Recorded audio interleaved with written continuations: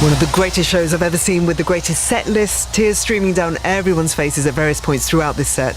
You can watch the whole thing, BBC iPlayer. I mean, there are loads and loads of things to watch, but if you didn't catch it, Elton John, well worth your time. Thank you so much for listening to the show. That was Rocket Man. It was for Matthew and Lily and Esme and Louis with Our Love. We'll catch up and do it all over again tomorrow night. Stand by, you've got Keris on the way. This is Radio 2 on BBC Sounds and on your smart speaker. Play BBC Radio 2. BBC News at 9 o'clock. This is Anthony Birchley. Vladimir Putin has addressed Russia for the first time since Saturday's rebellion by his own Wagner mercenary forces came to an end. Mr. Putin thanked the country for its unity while accusing the West of wanting to see Russians kill each other. He also stated that all other attempts at unrest in Russia were doomed to fail.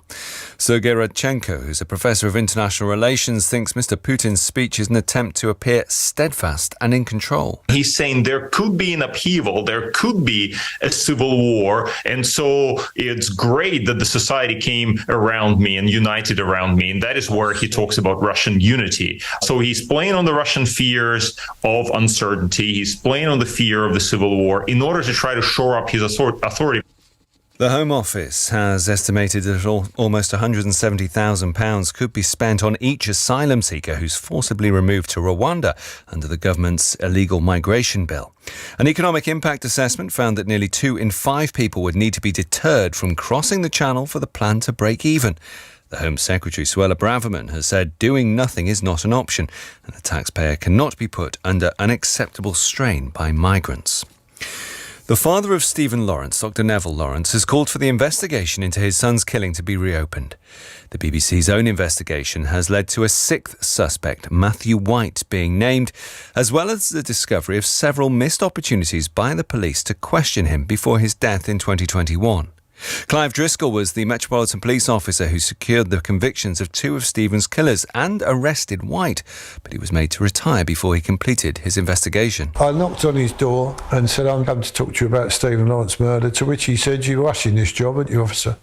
He actually said that to me. Based on the evidence, based on what we now know, you would have to consider Matthew White as the fair-haired attacker. A teenager from Herefordshire has been jailed for at least 12 years for murdering her newborn baby. Paris Mayo was 15 when she gave birth to her son Stanley. She then fractured his skull and suffocated him. The court heard that Mayo had tried to hide her pregnancy from her family. The BBC's Nicola Goodwin has been following the trial. The judge, Mr. Justice Garnham, told Paris Mayo that she will spend a minimum of 12 years in prison. He said to the teenager that killing your baby's son was a truly dreadful thing to do. A human being is probably never more vulnerable than at the time of their birth. You had decided you could no longer allow him to live. You were trying to convince yourself that you weren't pregnant. You didn't want to acknowledge the truth. And Dame Shirley Bassey has had a number of James Bond-themed coins minted in her honour.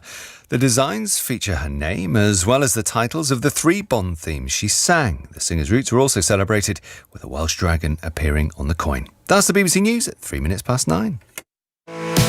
Now, this is The Blues Show with Keris Matthews. BBC